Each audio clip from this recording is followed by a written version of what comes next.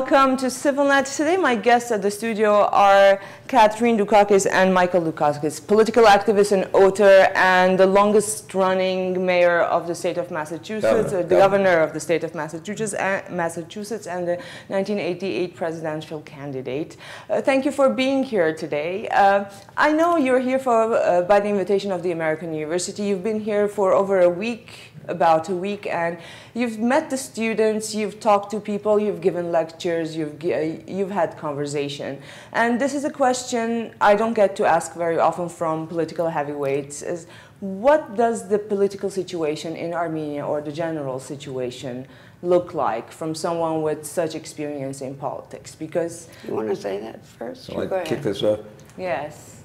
Well, we've done a lot of listening here. You know, both of us lectured and guest lectured and so on and so forth. One of the great luxuries of a trip like this is you can stop talking and listen to people.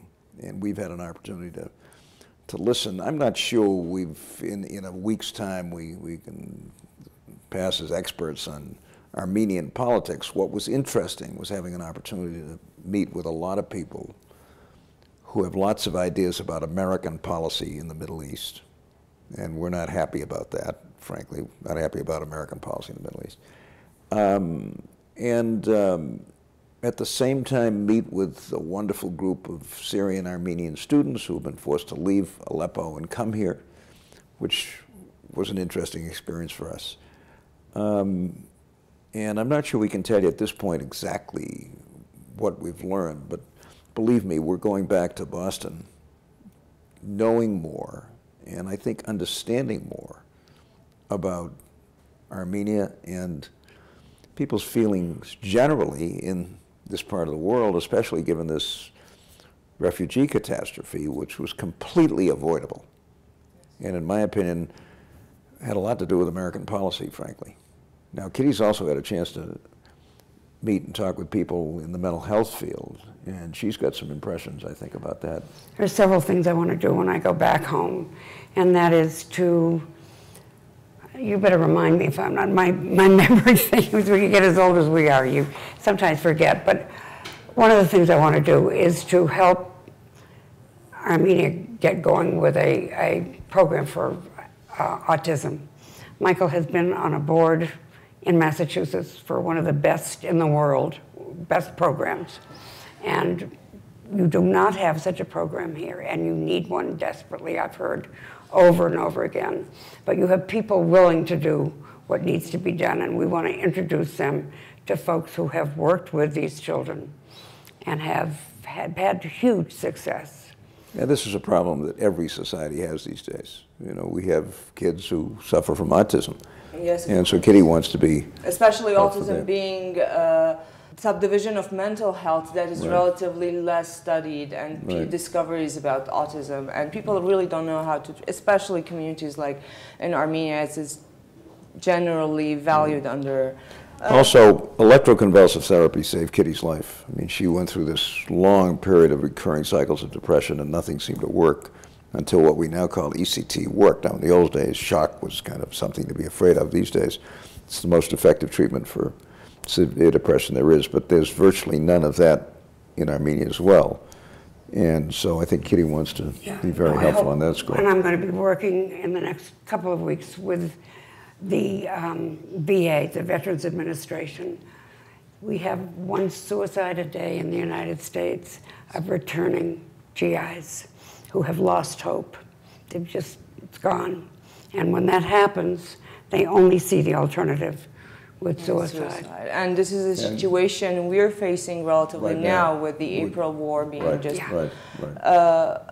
Did you manage to kind of have an idea about, because military spending has been part of your political career, and the situation here, this is a very actual theme at this moment. The people in Armenia are asking the government this question, as is like, where did the state budget go? Why aren't we better equipped on the front line? Is this something, I mean, you have an advice for? I'm not sure I can speak with authority about Armenia. I certainly can tell you that I think the United States is spending far too much on the military. We're spending more on the military than the next 6 countries combined. And I don't care whether it's the United States or Armenia or whatever. I mean, one of the things that we have to do is look at spending and make sure that, A, we're getting value for it. And I think that's an issue in your case. Where's the money going? That kind of stuff. In our case, it's a question of why are we spending all this money? The Cold War is supposed to be over. And if it is, the United States ought to be spending a lot less money in the military and a lot more money on other worthwhile things. So I think both of our countries have this problem, and we're concerned, you're concerned. And yes. Mrs. Dukakis, I was reading about you, and I see that your political activism in your youth has come back and has been a recurrent theme in your life all over. And looking at the youth in Armenia, if you had the chance, or looking at the situation, what would you have done if you were living in Armenia with the current situation? I'm probably going to start crying again, because leaving some of these kids who were with us for 10 days was just saying goodbye to them an hour ago was very difficult. They are extraordinary young people. One young man in particular whose parents are professors at the university. And he is only a freshman and unbelievably mature and gracious and kind, and I don't want to... interested. These kids are interested in public service. I mean, they really do want to get involved. I see him being a public office holder in this country someday. He is that outstanding. 19 years old now. Another thing we want to do is to build good relationships, in my case, between Northeastern University, where I've been teaching for 25 years, and AUA. We have a program now at Northeastern where 250 of our students spend a semester at the American University in Thessaloniki, Greece. And that's a school that Kitty and I are very close to. Of course, my parents were Greek immigrants and so forth. And when I go back, one of the things I'm going to try to do is see if we can put together a similar program where 200 and 250 of our Northeastern students come here to AUA and have a chance, at least for one semester, to experience Will this it be an country. exchange program? Well, with I'm more concerned with getting the Northeastern kids to come here.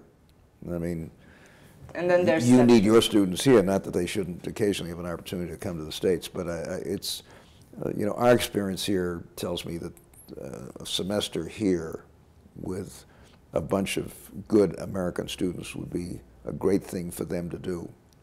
And we need more and more of this kind of thing. Being from immigrant families yourselves and being very well acquainted, from what I understand, with the Armenian community in Massachusetts.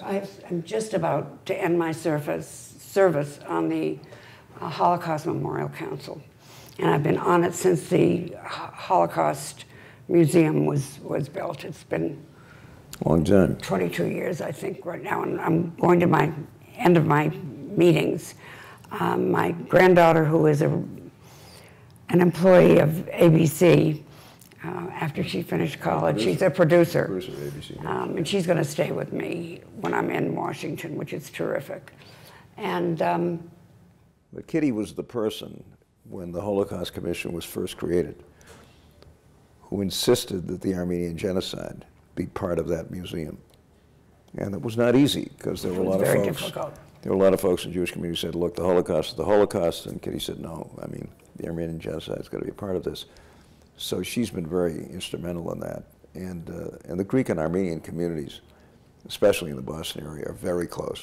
We had a lot of the same kinds of experiences. My father grew up in Western Turkey, left in 1912 before the genocide, but left, I think, in part because he saw this coming. Also affected, yes.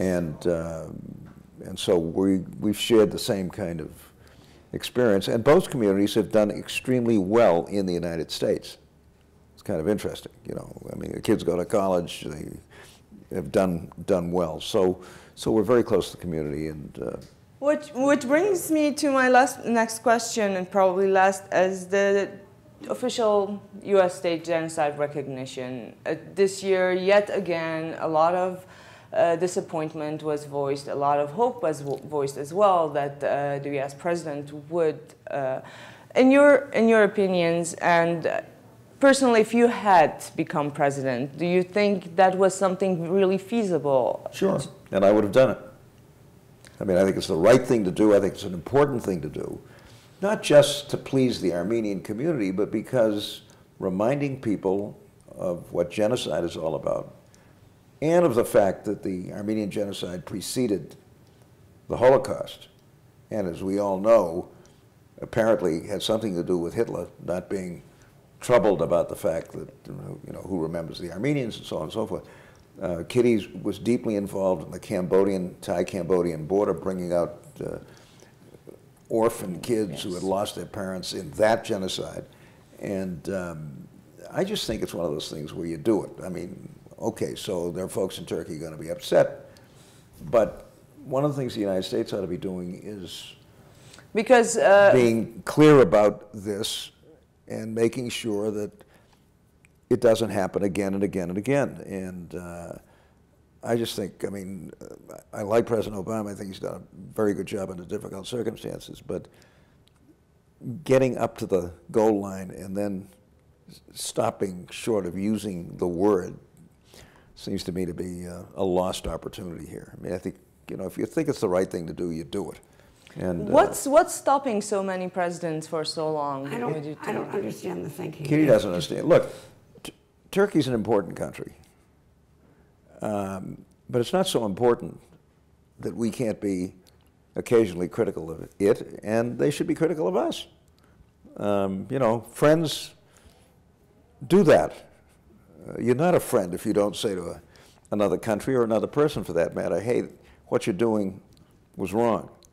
And I think it's this preoccupation with Turkey's strategic position and all that kind of stuff. Look, if it's the right thing to do, we ought to do it. We ought to explain to the Turks why. We ought to try to do everything we can to bring Turkey and Armenia closer together, if we possibly can. But I'm as frustrated as anybody, because it seems to me it's something the United States should have done a long time ago. If I had been elected president of the United States, would we have done it? Yes. I just want to say that last night we went to, my father was in the Boston Symphony, first violinist and associate conductor of the Boston Pops. And Vartan Gregorian. Yeah, was one of his close friends. And it was such a joy to be at that concert last night. And at the awards. And the extraordinary awards. And Armenia has set the tone through Vartan and the other leaders for the rest of the world. And really. Everyone is saying, and I agree, that it's a healing process that started with the ceremony. Yeah. It was a wonderful program. It was good to be there. Yeah. Thank you very much for being here today as well, and thank you to the viewers for joining us.